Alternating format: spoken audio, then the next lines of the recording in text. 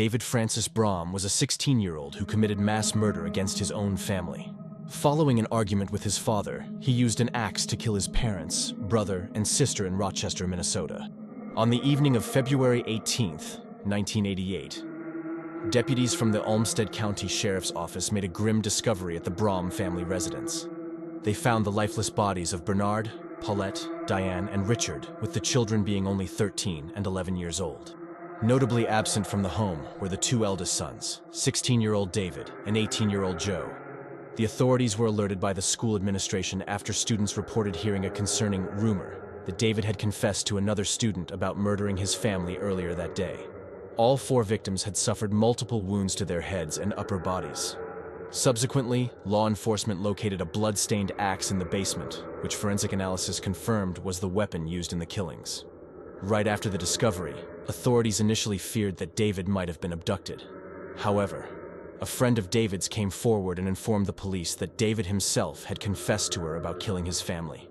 She testified about this conversation during the subsequent trial. According to her testimony, Brom intercepted her on the morning of February 18, 1988, as she was on her way to school, and persuaded her to skip school with him. During this time, he revealed the gruesome details of how he murdered his parents, brother, and sister. She recounted that Brom disclosed hitting his father repeatedly with an axe, despite his father's attempts to stand up. He explained that an argument had ensued with his father around 11:30 p.m. the previous night, and he stayed awake until approximately 3 a.m. She further detailed Brom's account of the crime, stating that he proceeded to his parents' room, where he killed his father first, then attacked his mother before moving on to his brother's room. Later, he encountered his sister standing over their mother in the upstairs hallway, prompting him to assault both of them. On February 19, 1988, Brom was apprehended while using a payphone near the local post office. Initially, his case was directed to the juvenile court system due to his age of 16 at the time of the crimes. However, due to the severity of the offense, it was later transferred to the adult judicial system. The defense claimed insanity, making mental illness a significant factor in the trial.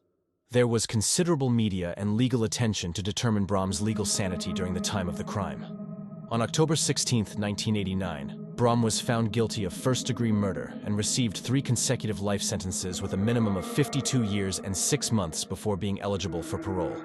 Do you have any sympathy for him as he was a juvenile when he committed his crimes?